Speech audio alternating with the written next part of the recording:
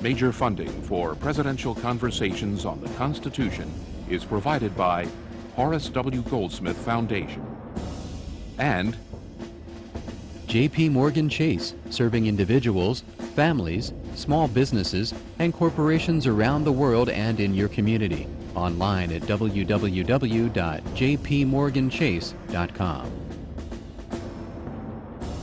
and by viewers like you. The only man to resign from the U.S. presidency, Richard M. Nixon, is replaced by the only man to become president without being elected, Gerald R. Ford. This, as a stunned and weary nation witnesses the orderly transfer of power as directed by its Constitution. Our Constitution works. Our great republic is a government of laws and not of men. For over 220 years, this precious document, the United States Constitution, has been the compass for our democracy. Now see it from a new perspective, through the eyes of the former presidents who took the solemn oath to preserve, protect, and defend our Constitution.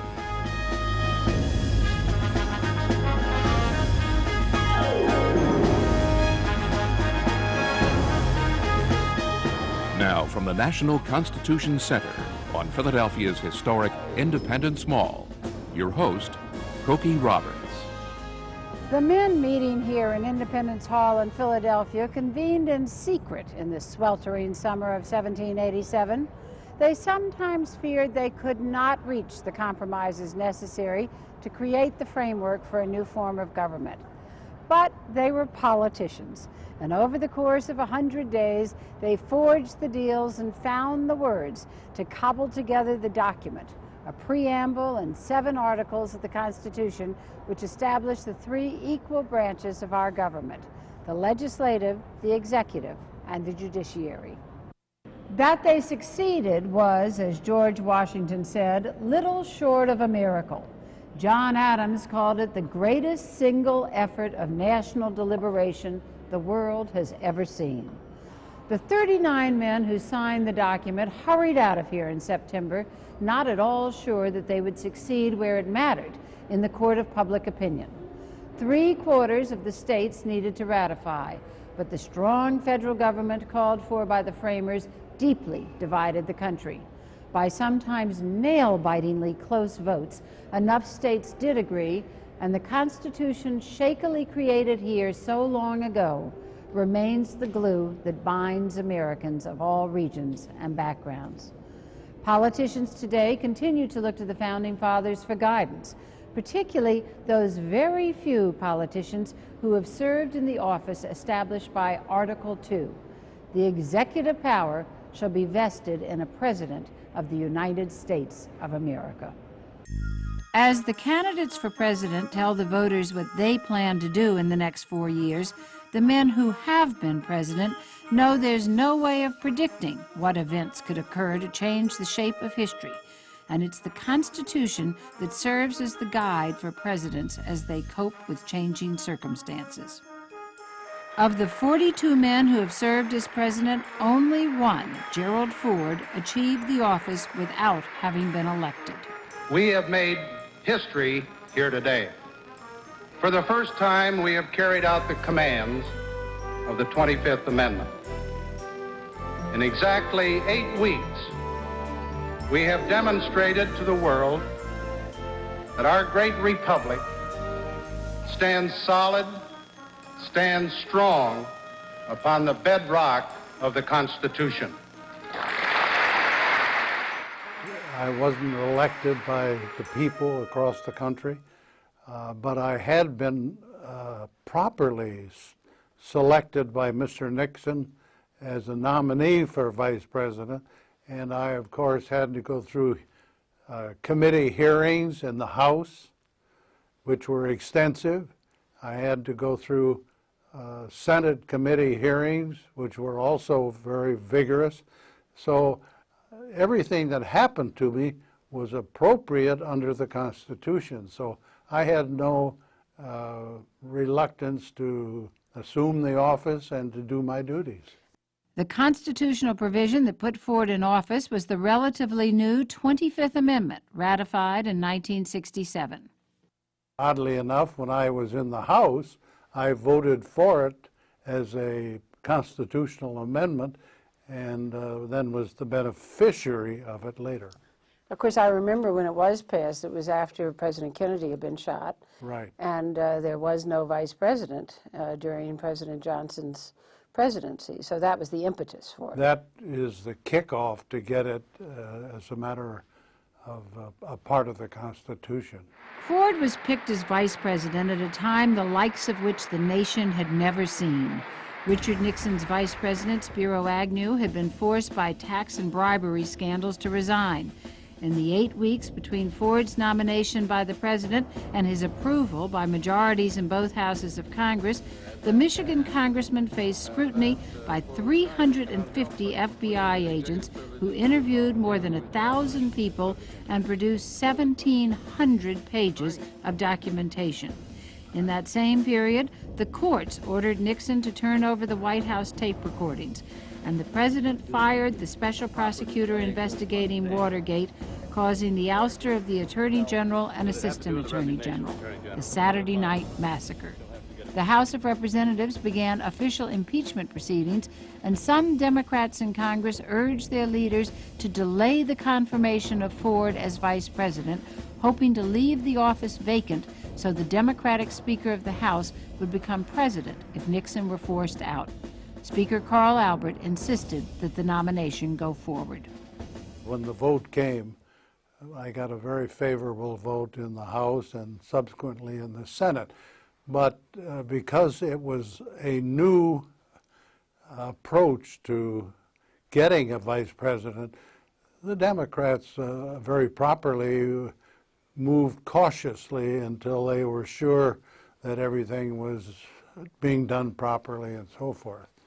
But that was the first use of the 25th Amendment. When you went so precipitously, because there wasn't a national campaign, the usual things, did you suddenly feel a shift in constitutional duties from being a member of the House to being a member of the executive branch? That's a very good question. When I was a member of the House for 25.5 years, I used to look at the president and the vice president, those dictators at the other end of Constitution Avenue.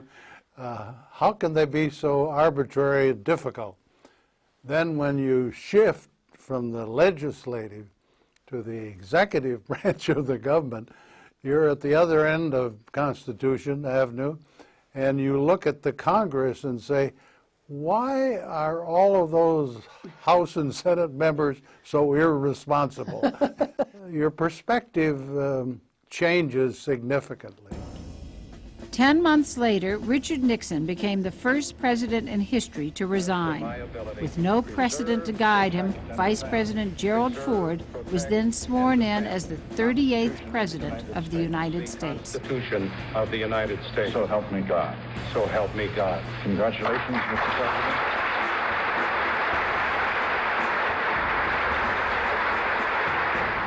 Our long national nightmare is over. Our Constitution works. Our great republic is a government of laws and not of men.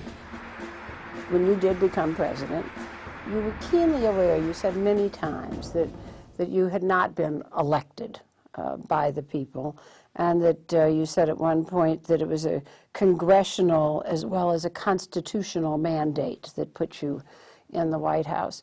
Did you feel any sense of being beholden to the Congress because of that? Not really. And you didn't feel any sense that about hesitancy to veto, for instance, something like that? No, and as you well know, I set a record for the number of vetoes while I was in the White House. I think in 2.5 years during my presidency, I vetoed 67 or 68 measures, and most of them were upheld, even by a Democrat House and Senate. The truth is, the right to veto is one of the exclusive responsibilities under the Constitution for a president. The Congress has the right to override the veto by a 2/3 majority of the House and the Senate. But the president's action in vetoing something is exclusively the president's responsibility. One thing that most people don't realize, a veto by a president is not a negative action. Now, the press generally calls it a negative action, but it's an affirmative action by the president to reflect the views of all the people in the country. When a senator or a member of the House votes for a piece of legislation, it's for his state or for his district. The veto by a president is an action taken by the chief executive to reflect the views of the public as a whole. Now, you say that's one of the few powers that only the president has. That's right. And another one, of course, is the power of clemency. The president announced he was granting a full, free, and absolute pardon for all offenses against the United States which Richard Nixon committed, may have committed, or took part in during his term as president. And the pardon of President Nixon was one of the first things that you felt called upon to do. And one of the things you said there was that you were acting on the preamble of the Constitution in the first place to ensure domestic tranquility. But then, of course, there is in the Constitution itself, in Article 2, Section 2, the clemency power. Talk a little bit about the pardon, because it's been such a huge part of your legacy. What happened? I had a press conference 3 weeks after I became president, and I anticipated that the press in the East Room of the White House would spend a lot of their time asking me about the economy, about my trip to the Soviet Union to meet Mr. Brezhnev. There was plenty of good material for the press to ask questions. But as I recall, out of the 30-some questions that were asked me by the White House press corps, about 2/3 of them involved what was I going to do about Mr. Nixon. Mr. President, aside from the special prosecutor's role, would you use your pardon authority if necessary? Are you saying, sir, that the option of a pardon for former President Nixon is still an option that you will consider depending on what the courts will do? Have there been any communications between the Special Prosecutor's Office and anyone on your staff regarding President Nixon? If an indictment is brought, would you grant a pardon before any trial took place? Well, when that press conference was over, as I walked back to the Rose Room of the White House, I thought to myself, is this going to be the routine from then on? So I asked my chief counsel, Phil Buchan, to check to see whether I had the right to pardon. Well, the net result was, in the first month that I was in the White House, I spent at least 25% of my time listening to lawyers and others telling me what I should do about Mr. Nixon's problems, his papers, his tapes, etc. And I finally decided that as a new president, under very difficult circumstances, I had an obligation to spend all of my time, on the problems of 200 million Americans. And therefore, the only way to clear the deck, to get to the substantive problems that I faced, was to pardon Mr. Nixon and get his problems off my desk in the Oval Office. And on that basis, it wasn't sentimental, it was purely practical, what I thought was in the best interest of all the people. I think it's a disturbing precedent for the country, and that concerns me. How do you handle the problems that are obviously raised in the minds of all Americans as it affects those individuals who carried out apparently his orders? without Mr. Nixon's full confession of his involvement in Watergate is a mistake, I think a serious mistake. I think it was a judgmental mistake. Did you expect the firestorm that followed? I anticipated a lot, but there was a lot more criticism than I really anticipated. I was reading about it, and one of the prosecutors in Watergate grumbled and said, Nixon goes to San Clemente and the rest go to San Quentin. And did that sense that politicians taking care of their own, was that something that surprised you? That never entered into my mind at the time that I made the decision. My decision was predicated on what was in the best interest of 200+ million Americans. But the press, as you well know, came up with all kinds of theories and issues and questions, which is legitimate. And the Congress called you to testify. Actually, the House Committee on Judiciary asked me to come up and testify. I had people on my staff who said, oh, don't you go up there. I said, I have nothing to hide.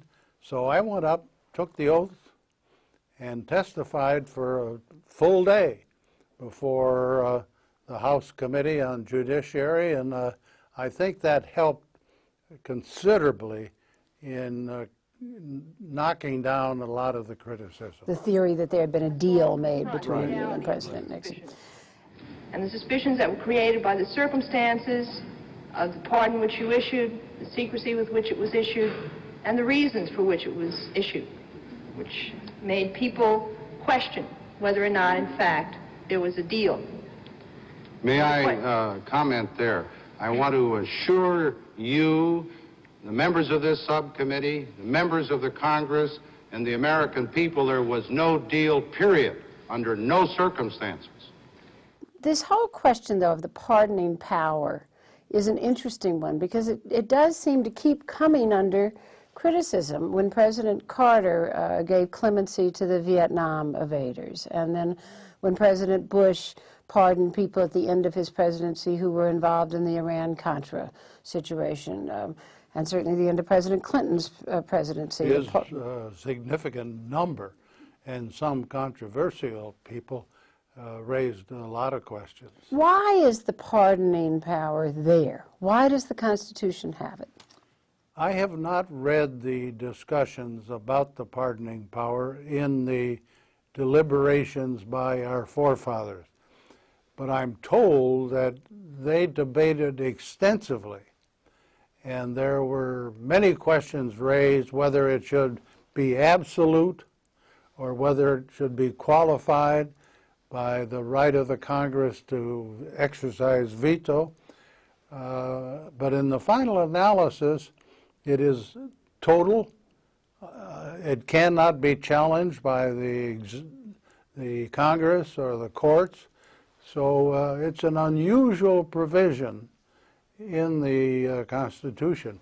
Do you think that that pardoning power is important? Is it good to have it there? I do. I do. I know in most cases it's controversial, but I think it is a provision. It exists in most state constitutions as well as the federal Constitution, and I would not advocate its repeal. Do you think it defeated you, the pardon of President Nixon? It probably had an impact because there were some people in this country who had a bitter hatred of Mr. Nixon, and anything that made him look better, they resented, and in my case that was a vote against me in 1976. It was such a difficult time, and I think that some of us have forgotten how hard it was. And when you took the oath of office that day after President Nixon left on the helicopter, and you said the Constitution worked. The oath that I have taken is the same oath that was taken by George Washington and by every president under the Constitution. But I assume the presidency under extraordinary circumstances never before experienced by Americans.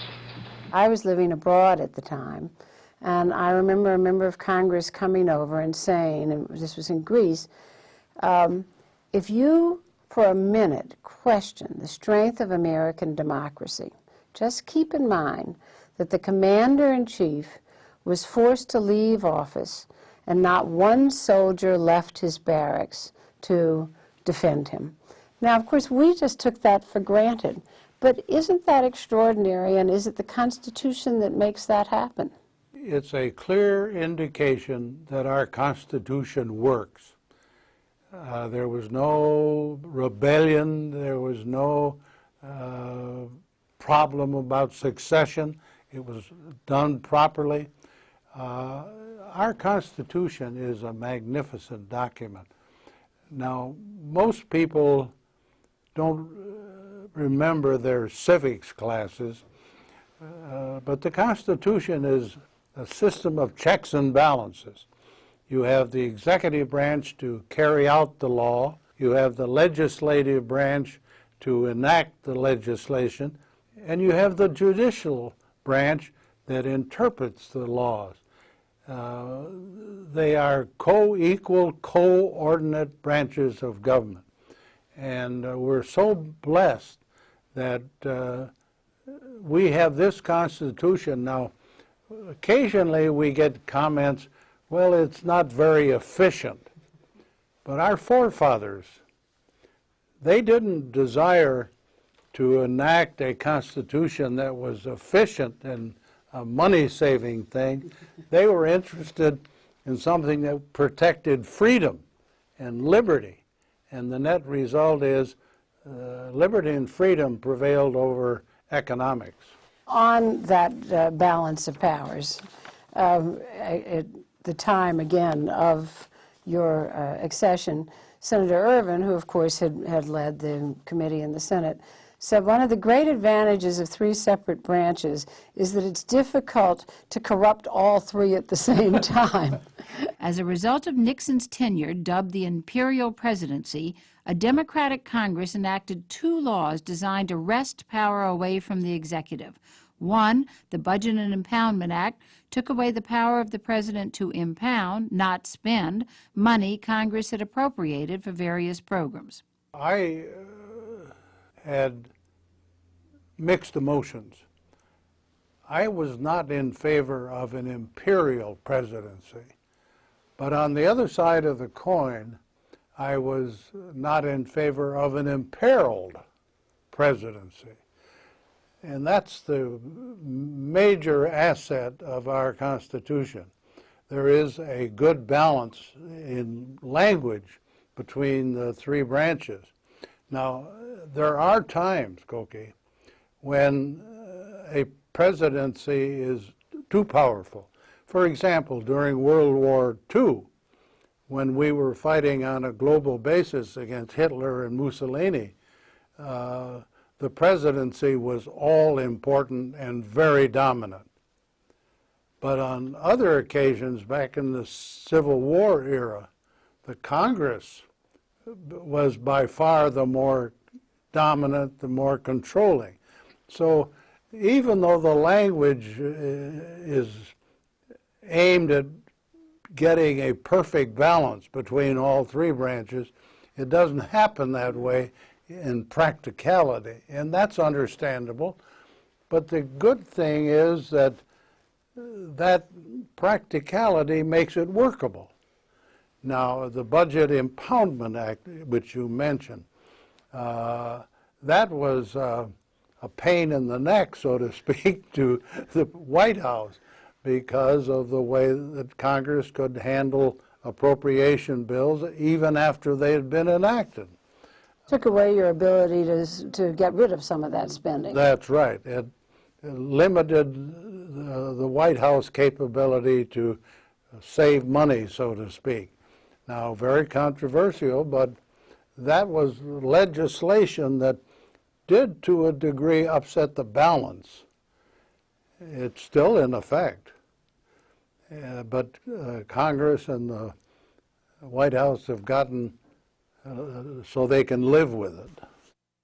The other major law, the War Powers Act, requires the President to report to Congress any time American troops are introduced into conflict. Every president has objected to the law, but followed it. When I was in the Congress, I didn't vote for it. I voted against it, so I was at least consistent. Now, the War Powers legislation requires the President, before he commits U.S. military personnel to a conflict, has to go through certain procedures. I've forgotten the exact number, but I think up until a year or two ago, there had been 17 instances where presidents of Democrat or Republican have committed U.S. military forces in conflict overseas. And if I recall correctly, not one of the presidents, either Democrat or Republican, has ever really lived up to the terms of the War Powers Act. Now, Barry Goldwater, when he was in the Senate, was a vigorous opponent of that legislation, and he voted against it, as I did, when we were in the Congress. But it's still on the statute books. I don't think any president in the future is going to abide by the precise terms. It's there. But they do report to Congress. And well, it's not the kind of a report that Congress had in mind. But the consultation is also there. But you talked about how difficult it is. For instance, you said during the time of the evacuation of Da Nang in 1975, it was Easter recess in Congress, and you tried to reach members to consult. They were all over the world. That illustrates the impracticality of the War Powers Resolution. I think it will forever be on the statute books because it's sort of a symbol, but it's not a realistic piece of legislation. And then you told a funny story that the evacuation of Lebanon in 1976, that they had gone for the day, and you tried to reach one, and his press secretary said he wouldn't give you the phone number. That's right. I'd forgotten that. But, you know, Congress had all the good intentions, Cokie, but the practicality of managing a war when you have a crisis doesn't relate particularly to language in the Constitution. And now we're in a situation where Congress and the President are sort of pulling at each other, but Congress has given the President the authority. They have enacted a resolution that authorizes the President to proceed. He has done the right thing by going to Congress, getting that authority. I'm often asked, Cokie, well, is the military challenge different now than when you were in the White House? The answer is yes. When I was in the White House, or when Kennedy or Johnson or Nixon or Reagan or Carter were in the White House, we faced one enemy, the Soviet Union. It was a formidable enemy. We knew what their military capabilities were, and they knew a lot about our military capability. And the net result is, when I met with Mr. Brezhnev in Vladivostok or in Helsinki, both of us knew it would be catastrophic to engage in a military conflict, so we never did. Today, President Bush faces a multifaceted enemy. The terrorist threat in Yemen, he's got the one in the Pacific, he's got it in Europe, he's got it in the Middle East. He has no single enemy that he can sit down and resolve the problem.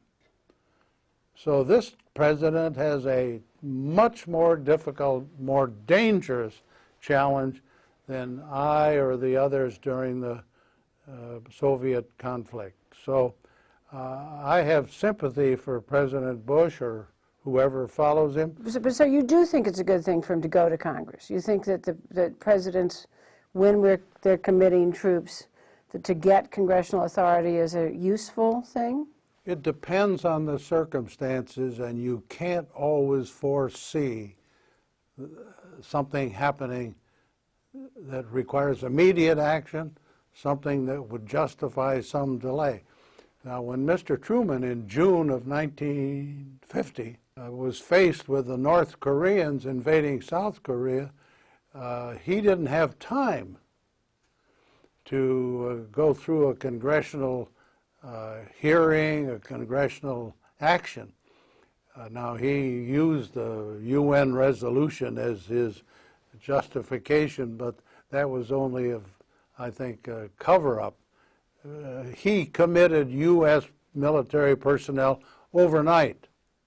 Congress never really had a chance to act in that case directly.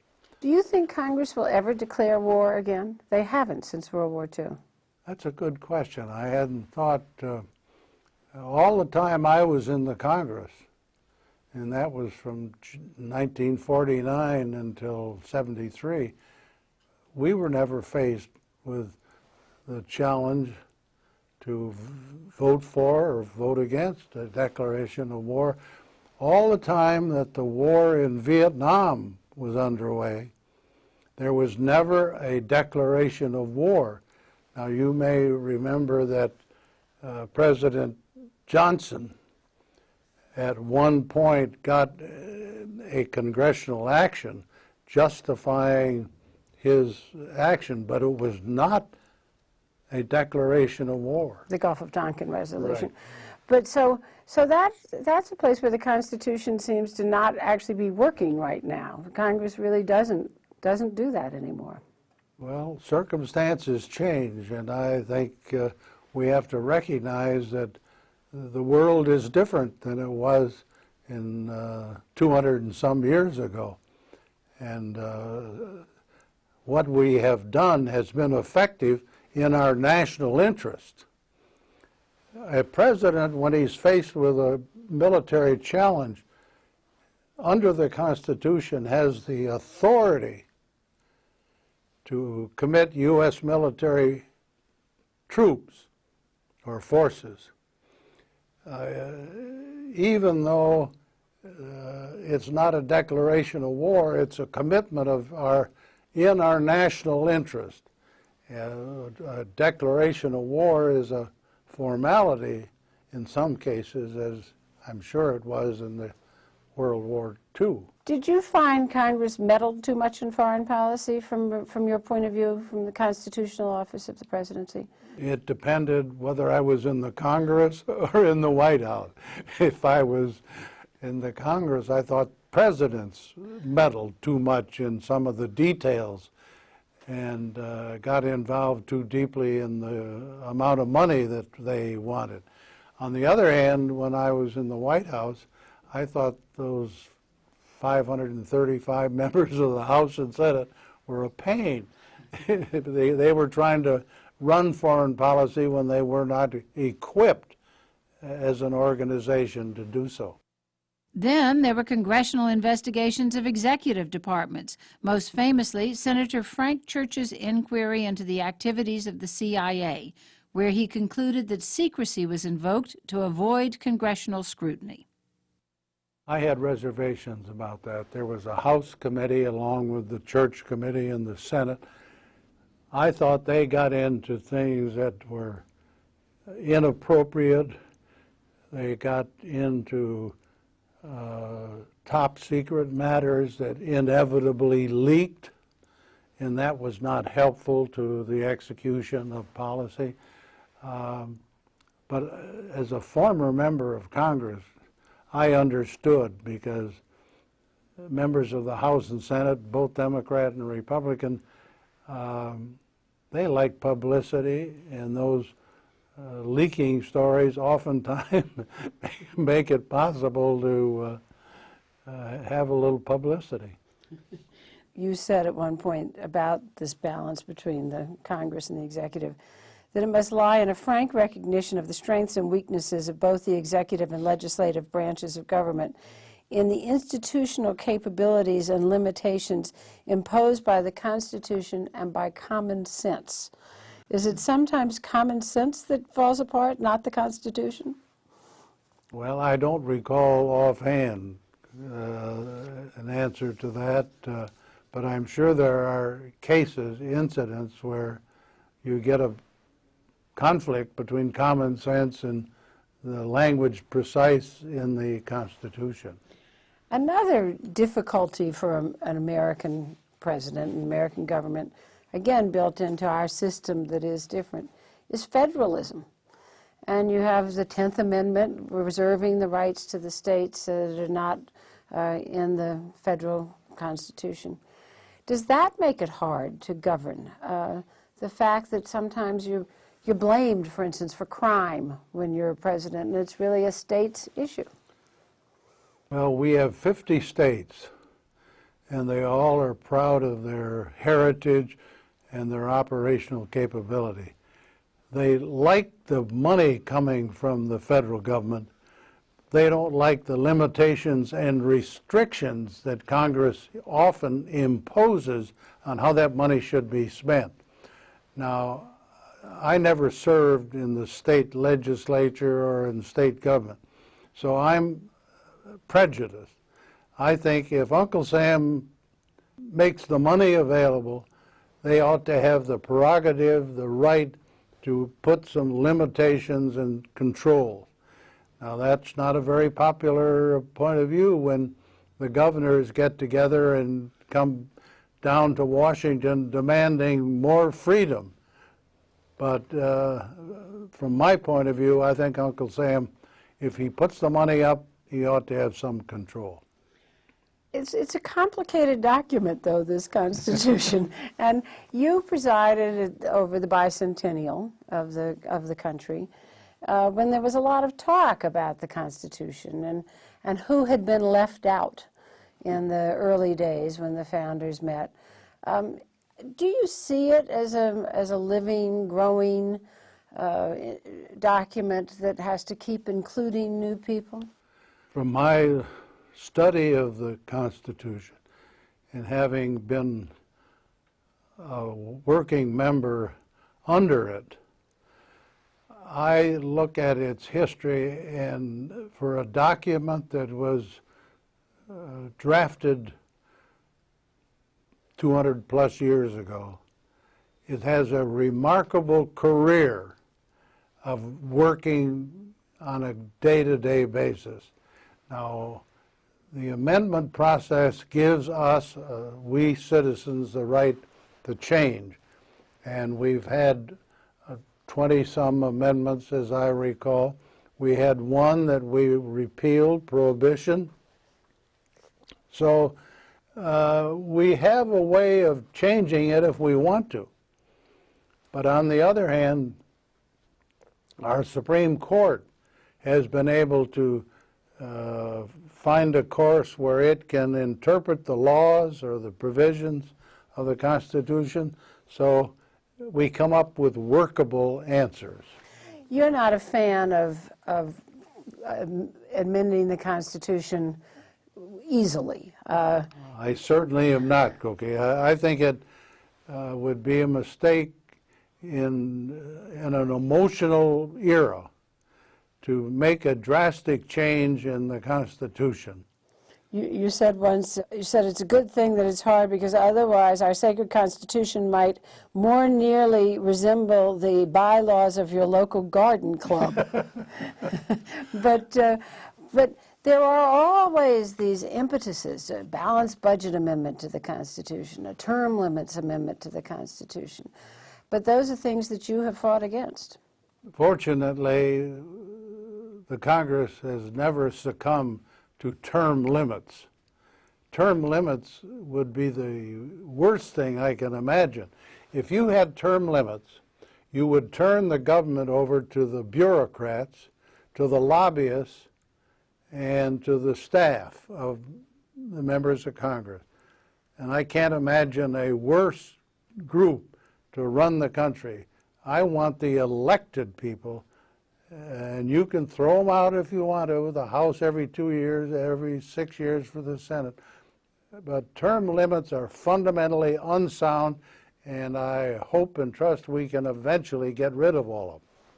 And a balanced budget amendment, something that a lot of Republicans have endorsed. As far as I recollect, I never endorsed it. If I did, I made a mistake.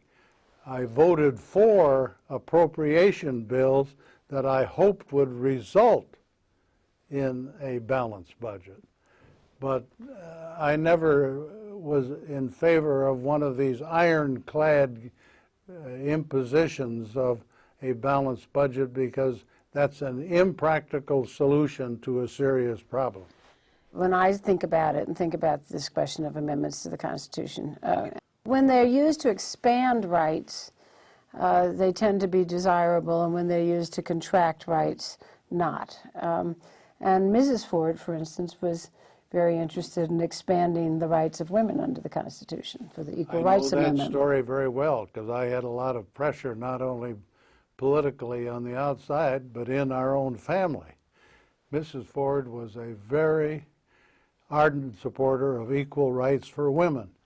And I used to get a lecture quite frequently, and I got pushed to act on the floor of the House in favor of it, and I did. I voted for it. And I think it's a good approach, but it was a very controversial provision, and it had a life of its own, and of course we've achieved a lot of those benefits of the Equal Rights Amendment without having to go through the process. Another, of course, amendment that's been so used is the 14th Amendment, trying to expand rights and equal protection under the law. And I noticed a few years ago you wrote an article supporting the University of Michigan, your alma mater, in its diversity exercises. Just recently we've seen the White House come out against that program. Were you disappointed at that? I was, because I had contacted the White House urging them to take an affirmative position on the proposition. Unfortunately, the White House opposed the university's point of view. I, like the university, am against quotas, numerical quotas. But I do think that it is appropriate under the Bakke Supreme Court decision to consider in a general way race as a reason for admission to the university or the law school. When I was asked to support the university, I checked into their system, and I found that they used race as an issue out of 8, as I recall. And they usually would allocate 150 points to every person. And that out of the 150 points for admission, 20 of them involved race. And they felt that as a component of the total, that was a permissible criteria for admission to the university.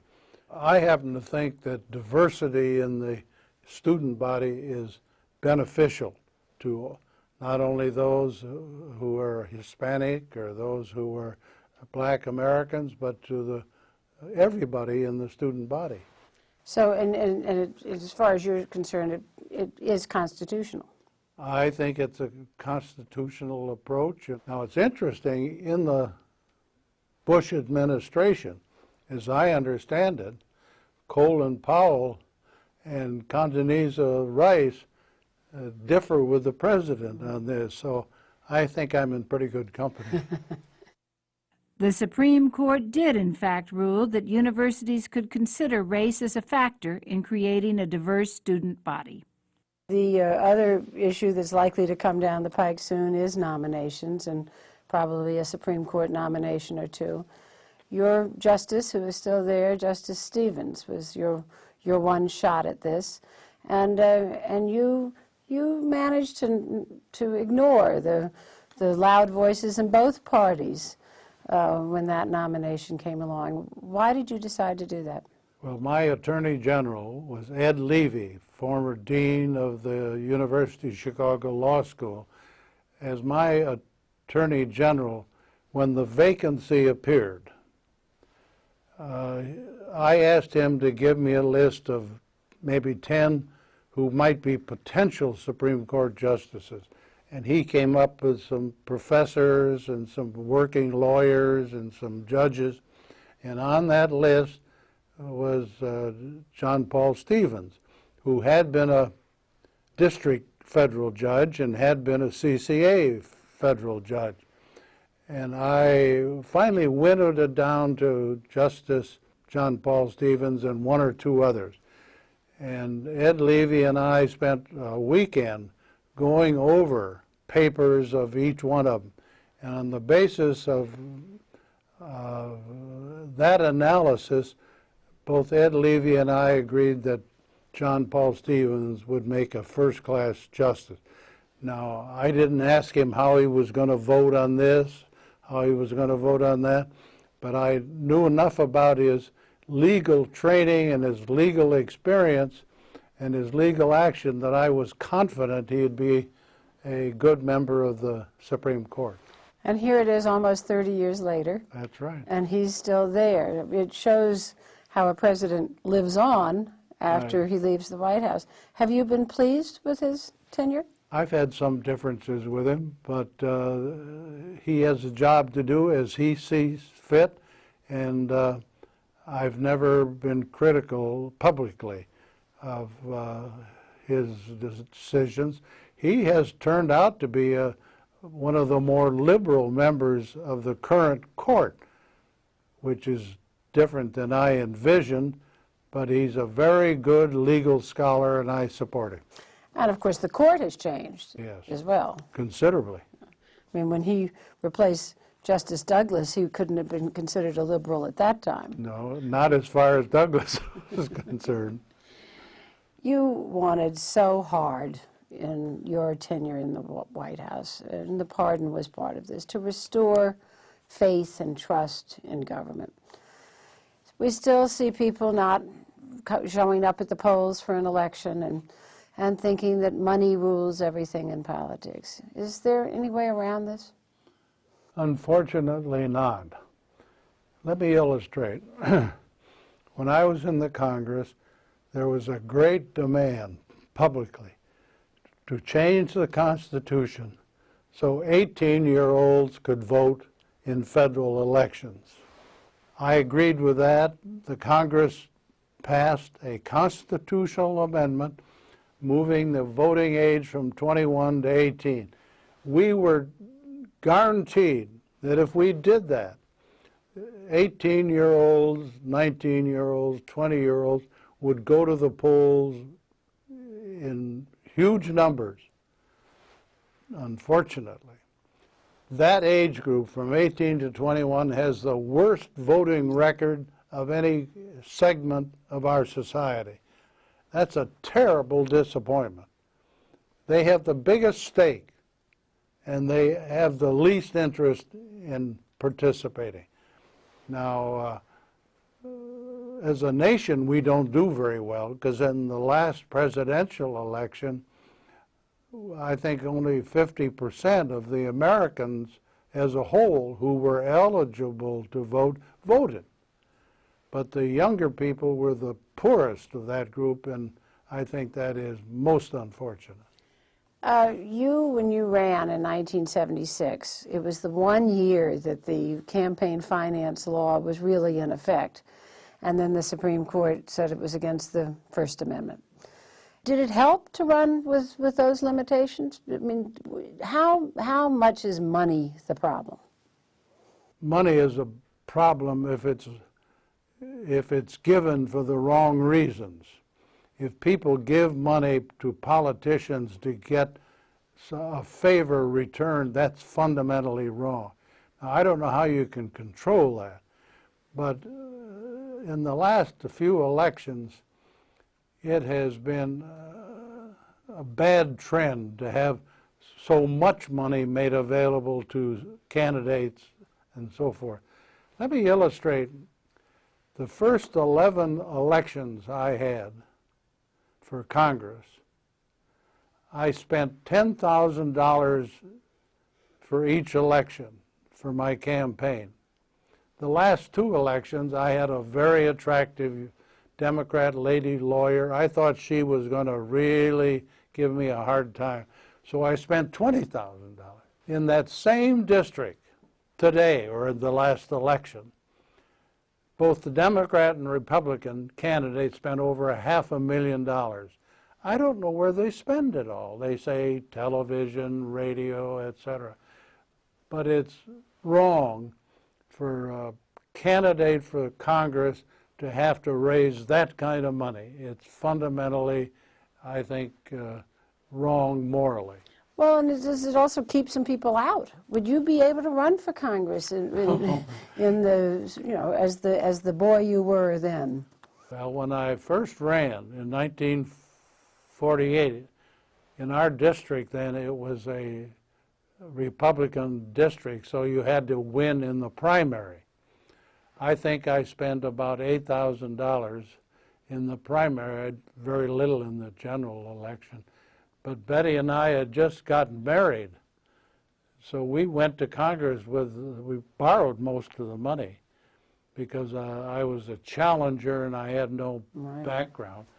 The amount of money you would have to raise today, I couldn't run as an outsider at this day and age. You talked about how the Constitution's career has really been remarkable. And when you think about it, there were these bunch of farmers, basically, in this little bitty country, colonies along the East Coast. And here's this great big country now, 225 years later. Are there challenges the Constitution can't meet in this new world? I think our Constitution, as it exists today, is a proper vehicle to meet any domestic or foreign challenges we might have. And that's phenomenal to be able to say that. As you say, delegates from 13 states or colonies put together this document, and it's lived 200 plus years, and we've handled all of our problems at home and abroad and done pretty darn well. And when you were in the presidency, did you find yourself turning to the Constitution to make decisions? Oh, yes. Whenever I had a specific problem that I thought related to a provision in the Constitution, I had my general counsel or White House counsel give me in writing an interpretation of my rights or problems. But at some point, you've also talked about the Constitution and your conscience are the things that guide you.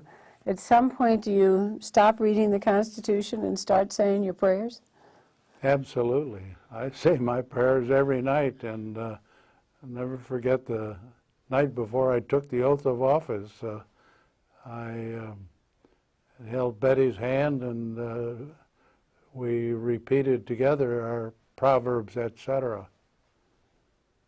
It's always been a guidepost. The people have spoken. They have chosen a new president and a new Congress to work their will.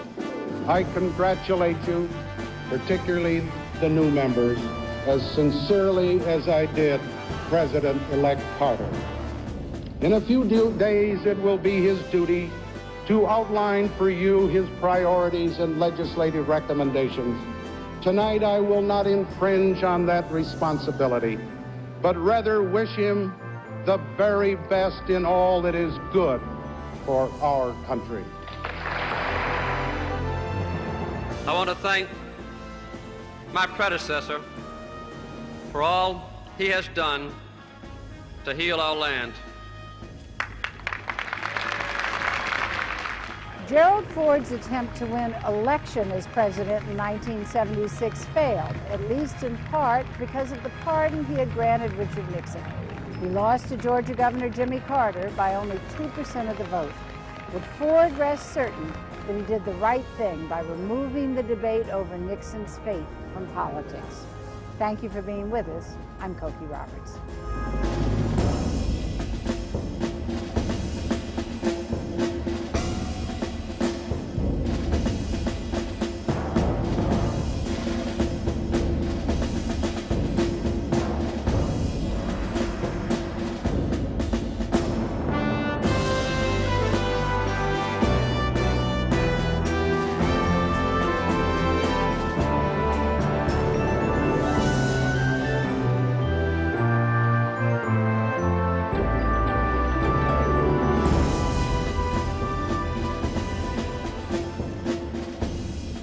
Major funding for presidential conversations on the Constitution is provided by Horace W. Goldsmith Foundation and J.P. Morgan Chase, serving individuals, families, small businesses, and corporations around the world and in your community. Online at www.jpmorganchase.com.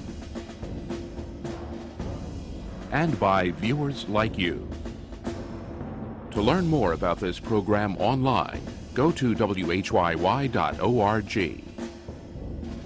To own a personal copy of this program on VHS for $24.95 plus shipping and any applicable sales tax, please call 1-888-286-9499 or visit online at www.whyy.org.